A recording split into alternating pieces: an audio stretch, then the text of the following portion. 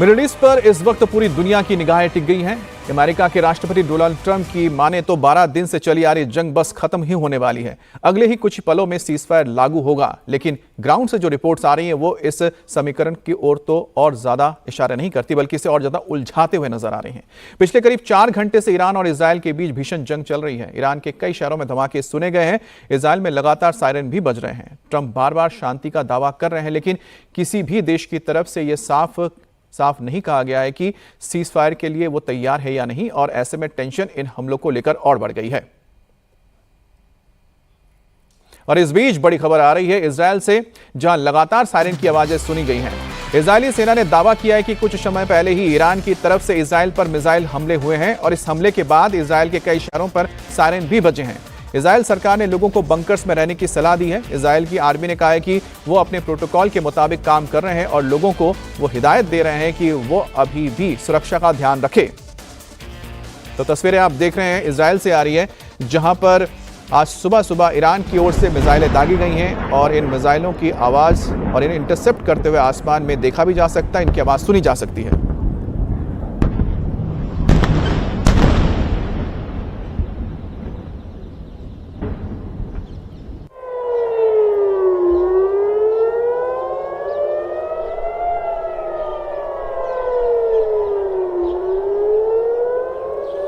बड़ी खबर तेल अवीव से आ रही है, जहां पर धमाके की आवाज सुनी गई है। सेंट्रल और दक्षिणी इजरायल में सायरन बजे हैं, तो अशदोद और हाइफा के साथ ही तेल अवीव के आसपास के इलाके में भी सायरन सुने गए हैं और धमाकों की आवाज सुनी गई है।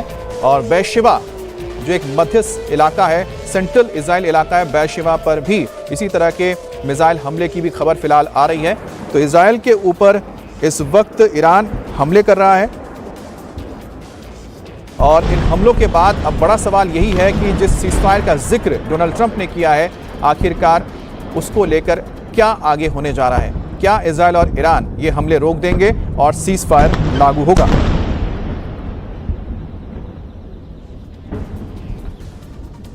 तो सेंट्रल ईरान की ओर से दागे गए मिसाइल इस वक्त हाइफा, अशदोद जो समुद्री इलाके के मौजूद शहर है, हाइफा उत्तर में है और अशदोद दक्षिण में है, और भूमध्य सागर से सटे हुए ये शहर है जिसके ऊपर इजरायल की सेना के मुताबिक हमले हुए हैं। ईरान की ओर से मिसाइलें दागी गई हैं, और साथ ही बेरशेबा जो सेंट्रल इजरायल का इलाका है, यहां पर भी ईरान की ओर से दागे गए मिसाइलों को इंटरसेप्ट किया गया है।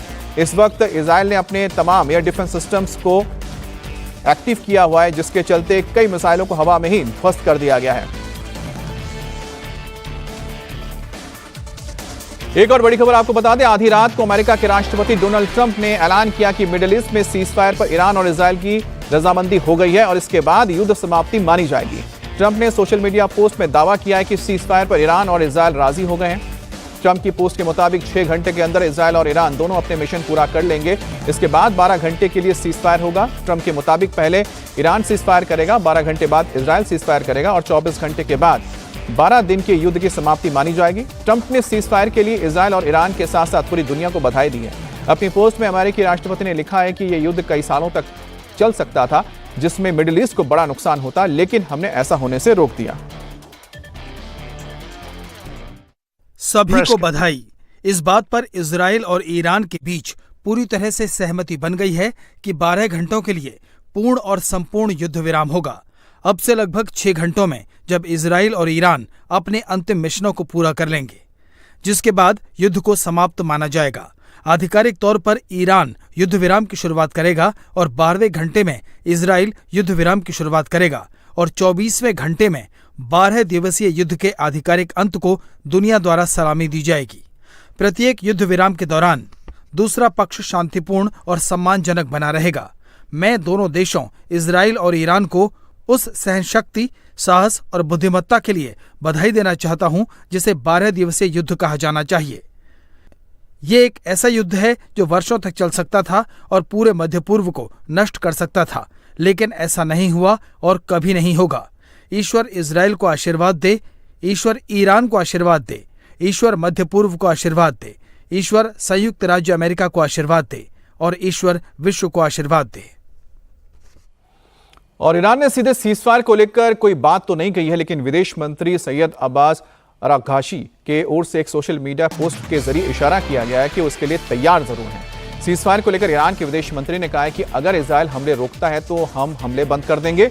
इसके लिए सुबह 4 बजे का वक्त तय किया गया है, लेकिन अभी जो खबरें आ रही हैं उसके मुताबिक हमले जारी हैं। इस पोस्ट में अराघाशी के ओर से लाइन सबसे ज्यादा महत्वपूर्ण हो जाता है। ईरान के हमले जारी रखने का कोई इरादा नहीं है। इसी पोस्ट के आधार पर यह दावा किया जा रहा है कि ईरान सीजफायर के लिए फिलहाल तैयार है, लेकिन अभी देखना है कि दोनों देशों की तरफ से संयम बरता जाता है या नहीं और जो हमले हैं वो रुकने जाते हैं या नहीं।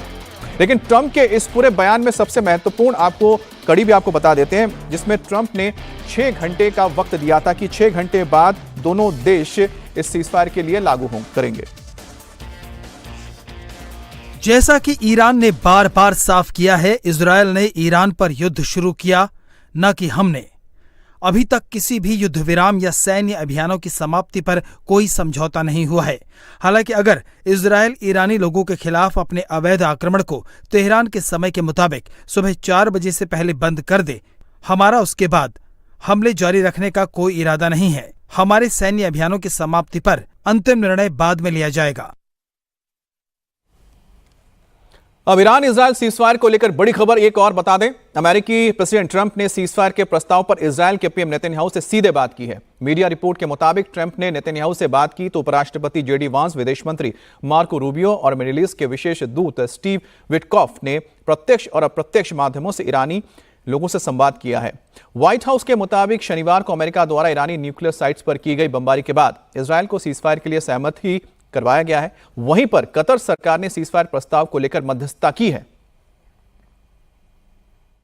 President Donald Trump announced Monday evening that Israel and Iran had agreed to a ceasefire to be phased in over the following 24 hours to end their roughly 12-day war. This comes a day and a half after Trump ordered massive strikes on Iran's nuclear program and hours after Iran launched largely symbolic counterattacks on an American base in Qatar. Trump did not provide any more details on how the ceasefire was brokered. This war kicked off after Trump had called for negotiations with Iran to end its nuclear program that had largely been stalled. There was no information yet whether the ceasefire would lead to a restarting of those nuclear negotiations with Iran that could see an easing of more than a decade of crushing sanctions on its economy that have largely isolated it from much of the rest of the world, or if it was just a return to sort of the way where things were before the war kicked off earlier this month. और इस वक्त हमारे साथ जुड़ गए हमारे खास मेहमान। आपको बता दें हमारे साथ है मेजर जनरल रिटायर्ड संजय मेस्टन, डिफेंस एक्सपर्ट। इसके अलावा हमारे साथ मेजर जनरल रिटायर्ड संजय सोई साहब हैं और साथ ही हमारे साथ मेजर जनरल रिटायर्ड जीजी द्विवेदी, डिफेंस एक्सपर्ट हमारे साथ जुड़ गए। तीनों का स्वागत है। जनरल मेस्टन, जो ये खबर आ रही है कि डोनाल्ड ट्रंप ने एक बार फिर से सबसे पहले आके, यानी कि ना ही ईरान आया ना इजरायल आया, उन्होंने कहा कि सीजफायर हो गया है, लेकिन अभी तक वैसी कोई भी हमें सूरत हाल तो नजर नहीं आ रहा है जमीन पर, क्योंकि ईरान की ओर से मिसाइल दागे गए हैं, इजरायल ने भी हमले किए हैं। और बिल्कुल ये जो सीज फायर के जो टर्म्स हैं जो प्रेसिडेंट ट्रंप ने ट्वीट किया है वो थोड़ा सा कंफ्यूजिंग है। उसमें एक तो लिखा है अप्रोक्सीमेटली 6 आवर्स, दूसरा टाइम डिफरेंस अमेरिका और इजराइल और ईरान के बीच में काफी है, और तीसरा है कि ईरान और इजराइल के बीच में भी टाइम डिफरेंस आधे घंटे का। तो इसको इंटरप्रेट कौन कैसे कर सकता है वो अभी थोड़ा ओपन है। उसके बाद वो 12 घंटे का, फिर 12 घंटे का, 24 आवर्स में फिर टोटल सीज फायर का ऐलान किया गया है। तो मेरे ख्याल दोनों देश इसका थोड़ा फायदा उठा रहे हैं और आखिरी दम तक जब भी कोई सीज फायर अनाउंस होता है तो दोनों देश कोशिश करते हैं कि आखिरी दम तक हम कुछ ना कुछ हासिल करें। और हासिल क्या करेंगे?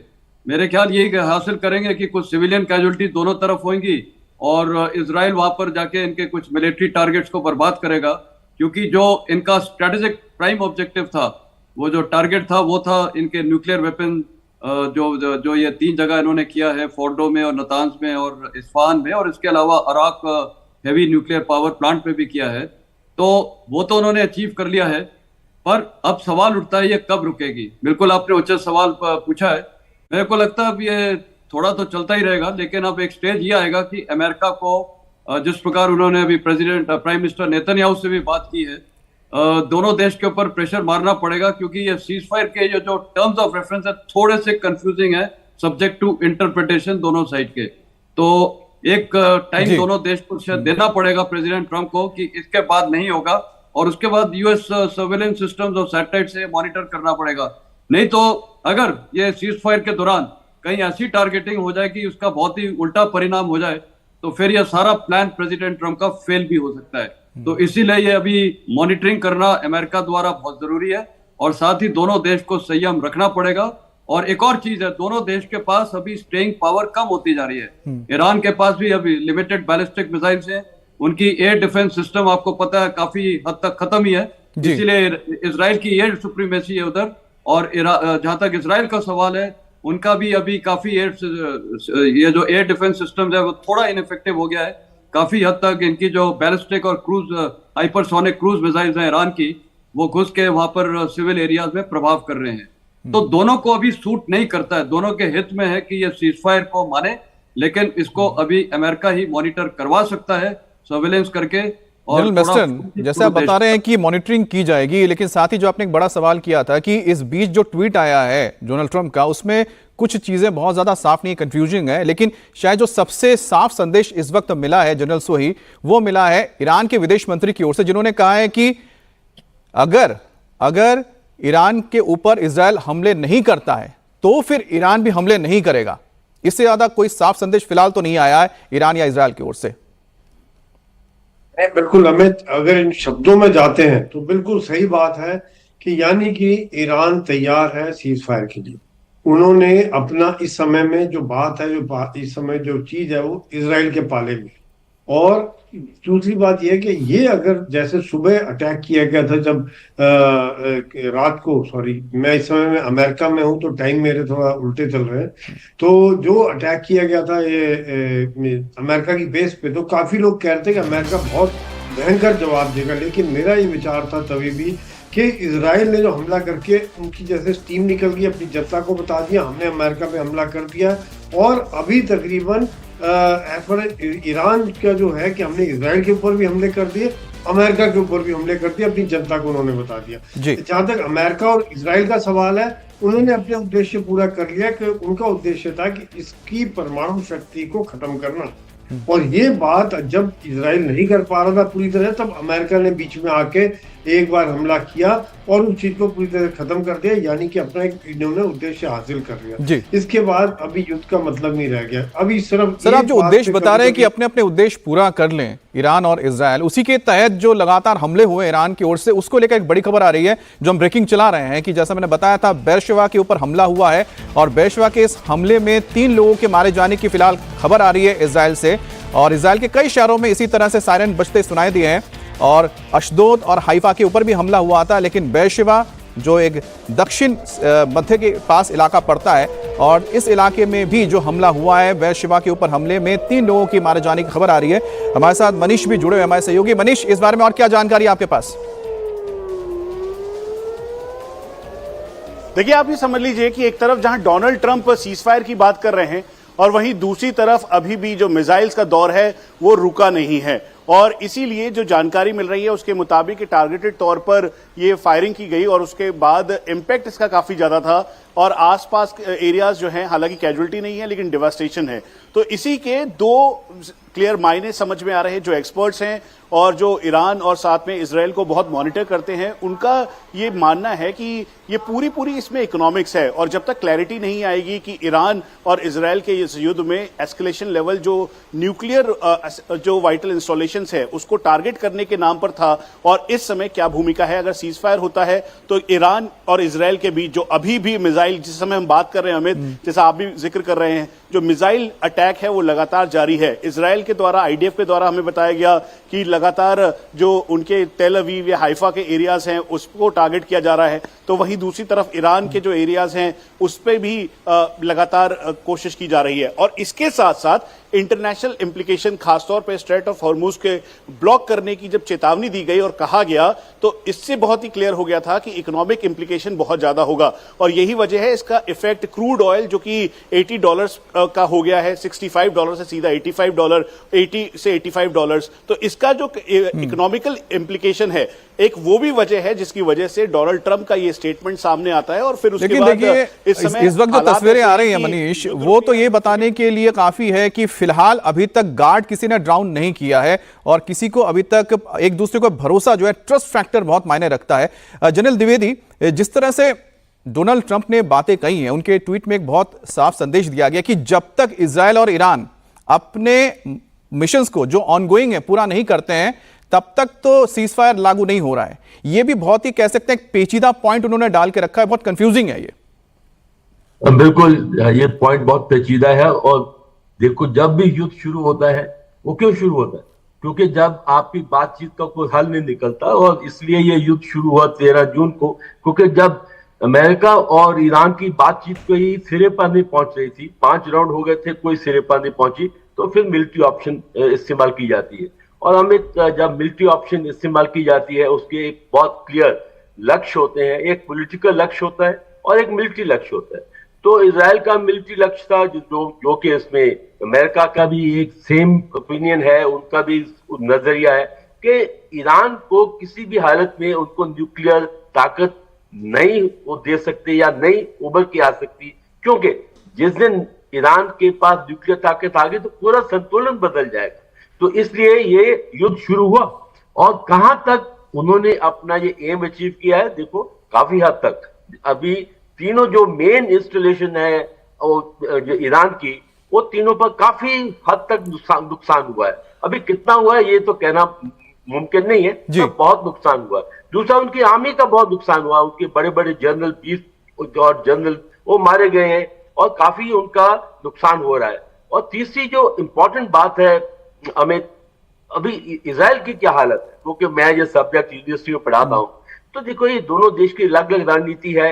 इजराइल के पास ताकत नहीं है कि लंबा युद्ध लड़े, और जितने भी युद्ध लड़े हैं वो छोटे पैमाने पर है, तो इसलिए वो लंबा दौर में नहीं आ सकती है। और दूसरी, उनकी स्ट्रेटेजिक डेप्थ नहीं है, छोटा देश है, सिर्फ 20,000 स्क्वायर किलोमीटर एरिया है, 1 करोड़ पॉपुलेशन है। जबकि ईरान जो है बहुत बड़ा देश है, उसका 16 लाख स्क्वायर किलोमीटर एरिया है, 9 करोड़ पॉपुलेशन है, तो वो लंबा युद्ध चल सकता है। तो इसलिए जब हम इसकी समीक्षा करते हैं, इजराइल चाहता है अभी के सीज फायर हो, ईरान भी चाहता है, पर ईरान ने 2 शर्तें रखी थी।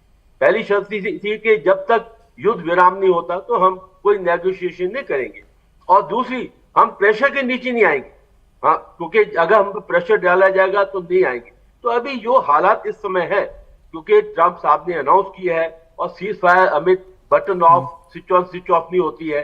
जब एक डिसीजन ली जाती है, जब तक वो ग्राउंड ट्रूप तक पहुंचती है तो टाइम लगता है। तभी उन्होंने 12 घंटे का साइकिल दिया है, और अभी देखेंगे कि अगले 12 घंटे में किस तरह दोनों साइड जो है वो अपना सबर इस्तेमाल करती हैं, रिस्ट्रेंट करती हैं। तो मेरा आखिरी कहने का मतलब यह है कि युद्ध के विराम के आसार बनते हैं, युद्ध के शुरू होने के भी आसार बनते हैं। तो अभी जो आसार बन रहे हैं वो लगता है कि युद्ध विराम की ओर बढ़ रहे हैं, क्योंकि इजराइल भी चाहता है कि युद्ध रुके, ईरान भी चाहता है, और इकोनॉमिक फैक्टर तो बहुत ही बड़ा है, क्योंकि रोज ईरान की तकरीबन $750 बिलियन का खर्च हो रहा है, वो इसको नहीं बर्दाश्त कर सकते। नहीं, आसार तो सर बन रहा है, लेकिन आसार बनने के साथ साथ जो ट्रंप ने कहा, जनरल मिस्टन, जो ट्रंप ने कहा कि मैंने दोनों से बात की है, दोनों ने मान लिया कि सीज फायर के लिए तैयार हैं, लेकिन इस वक्त फिर से उन्होंने कह दिया कि नहीं, अगर अपना मिशन पूरा करना चाहते हैं तो पूरा कर लें, उसके बाद से फिर वो सीज फायर का जो डेडलाइन है वो शुरू होता है। लेकिन यहां पर अमेरिका के साथ मिलकर जिस तरह से इजराइल ने ईरान पे हमले किए, क्या अभी तक उन्होंने अपना टारगेट को अचीव नहीं किया? अब कौन सा टारगेट बचा हुआ है? रेजिम चेंज तो उनके कहा था कि उनके एजेंडे में है ही नहीं। इजराइल ने और अमेरिका ने अपना टारगेट तो अचीव कर लिया है। ऑन ग्राउंड वो टारगेट को अचीव किस प्रकार किया, देखिए वो भी एक क्वेश्चन मार्क है कि 16 ट्रक्स 19 और 20 तारीख को खड़े थे फोर्डो न्यूक्लियर प्लांट के बाहर, और वो अंदर बाहर कर रहे थे। तो कुछ रिपोर्ट्स तो ये हैं कि वहां से एनरिच्ड यूरेनियम ऑलरेडी निकाला जा चुका है और उसको कई सेफ प्लेसेस में ईरान ने छिपा दिया है।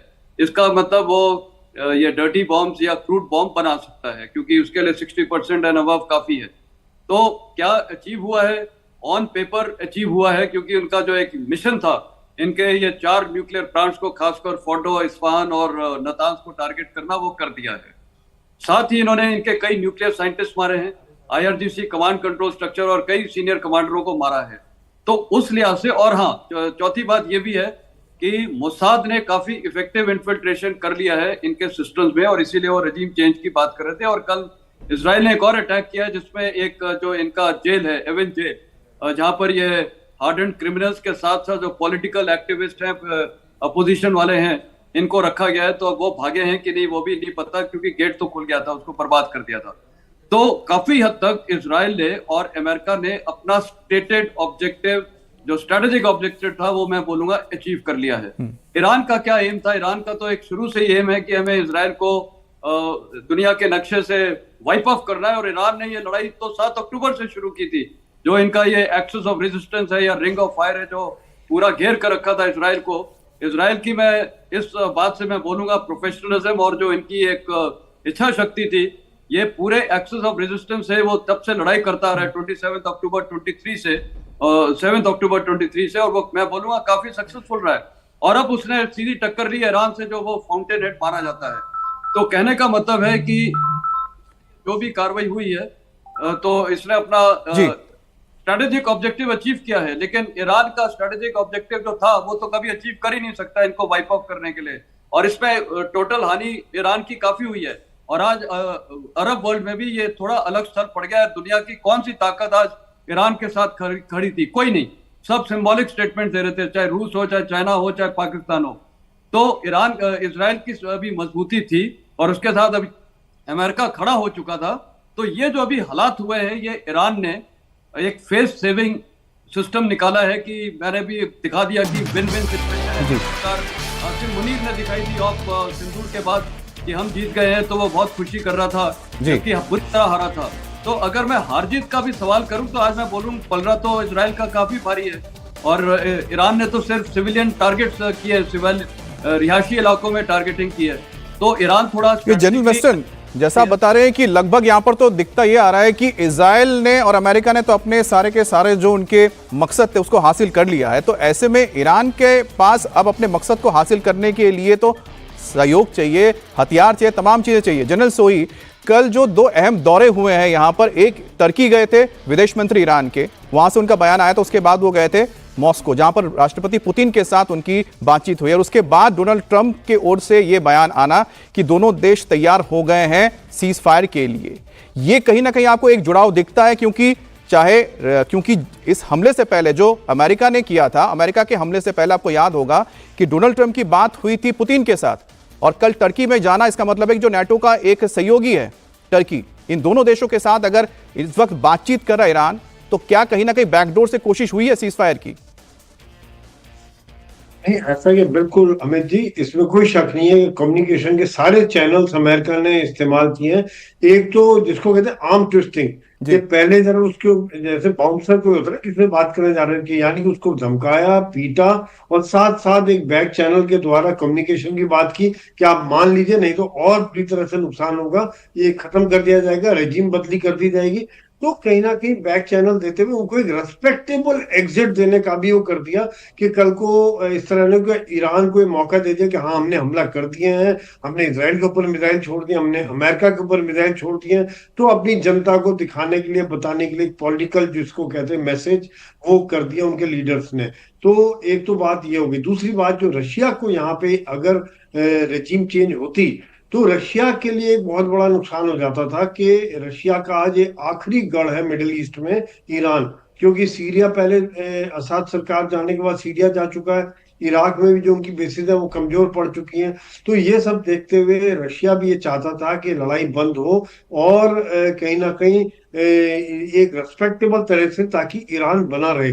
चाइना का भी शायद यही रहा होगा कि चाइना का भी ईरान में काफी इन्वेस्टमेंट है।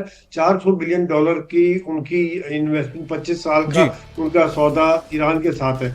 मिडिल ईस्ट ने भी राहत की सांस ली होगी, क्योंकि जिस प्रकार से गल्फ और हॉर्मुज को बंद करने की बात हो रही थी, ओमान अफेक्टेड हो जाता, यूएई अफेक्टेड हो जाता, सऊदी अफेक्टेड हो जाता, तो ये लोग भी चाहते थे कि सीज फायर होते। आज देखिए कि शेयर मार्केट बात आते, शेयर मार्केट में जंप आ गया है। जाहिर सी बात है कि कई ऐसे देश हैं जो ईरान के साथ भी खड़े हैं और जो मुल्क इस वक्त कह सकते हैं इजराइल के साथ खड़े हैं, अमेरिका के साथ खड़े, वो भी चाहते हैं कि सीज फायर हो जाए। बहरहाल इसमें जो मध्यस्थता जिसने की है, अब मनीष के पास भी जाएंगे और मनीष से जानेंगे कि फिलहाल किस तरह से इजराइल भी लगातार ईरान पर हमले कर रहा है। लेकिन उससे पहले जनरल द्विवेदी, जो सीज फायर का जो पूरा का पूरा ताना बाना बुना गया है, उसमें कतर की अहम भूमिका रही है। और जिस तरह से कतर बेस पर हमले से पहले जो अमेरिका के डोनाल्ड ट्रंप राष्ट्रपति कहते हैं कि ईरान ने पहले बता दिया था हम आप पे आपके बेसिस पे हमला करेंगे, तो ये तो अपने आप में पहले एक रास्ता खोल दिया था ईरान ने बातचीत का या फिर सीजफायर का अमेरिका के साथ। देखो अमित, जब युद्ध होता है तो डिप्लोमेसी का दरवाजा तो खुला रहता ही है, पर ये होता है कि वो किस टर्म्स या किस कंडीशन पर वहां पहुंचते हैं। तो अभी आप बात कर रहे थे कि कैसे हम आंकेंगे कि कौन सफल हुआ कौन नहीं सफल हुआ है।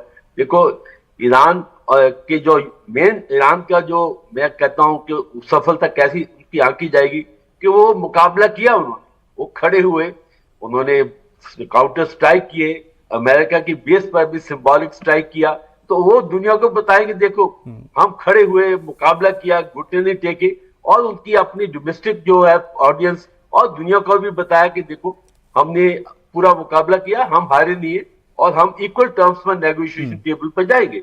और दूसरी तरफ है इजराइल ने अपना मिलिट्री जो उनका लक्ष्य है वो तो उन्होंने काफी हद तक पूरा किया है। और देखिए जब आप मिलिट्री टर्म से बात करते हैं, दो टर्म्स होती है, एक होता है डिस्ट्रॉय यानी कि पूरा खत्म कर देना, एक होता है डिग्रेड यानी कि कमजोर करना। तो पूरी तरह जो डिस्ट्रक्शन नहीं हुई है इन न्यूक्लियर इंस्टॉलेशन की, पर काफी हद तक कमजोर हुए। अभी आप बात कर रहे हैं मध्यस्थता की, देखो जब भी युद्ध होता है तो दो तो प्लेयर्स होते हैं या तीन जो युद्ध में होते हैं, उसके पीछे काफी बैक चैनल चलती है। बैक चैनल जो है उनका बहुत अहम भूमिका होती है। देखो यूरोप ने भी कोशिश की, इधर कतार ने सर भी, क्योंकि आपने बैक चैनल की बात की तो कल एक और खबर भी आई थी जिसके बारे में बहुत अहम वो खबर है, उसमें प्रधानमंत्री मोदी की बातचीत हुई थी ईरान के राष्ट्रपति मसूद पेजेश्किन के साथ। 45 मिनट तक बातचीत हुई थी और प्रधानमंत्री मोदी ने उसके बाद जो ट्वीट किया था, जो जानकारी दी थी, उन्होंने कहा था कि डायलॉग के जरिए शांति स्थापित होनी चाहिए। और उसके बाद उनके विदेश मंत्री का मॉस्को जाना, तो कहीं ना कहीं जो मित्र देश हैं कोशिश यही कर रहे थे कि बातचीत के जरिए एक रास्ता निकाला जाए, और ऐसे में वो बातचीत के जरिए रास्ता निकलता हुआ दिख रहा है। सीज फायर का जो वक्त था जो डोनाल्ड ट्रंप ने बताया था, उसके हिसाब से देखा जाए तो वो पीरियड शुरू हो चुका है। लेकिन इस बीच अमेरिका की ओर से जो मध्यस्थता की गई है, कतर की ओर से मध्यस्थता की गई, तो लागू होने के लिए दोनों देशों को अब संयम रखना पड़ेगा, क्योंकि उसके बाद ये सीज फायर जमीन पर लागू होगा।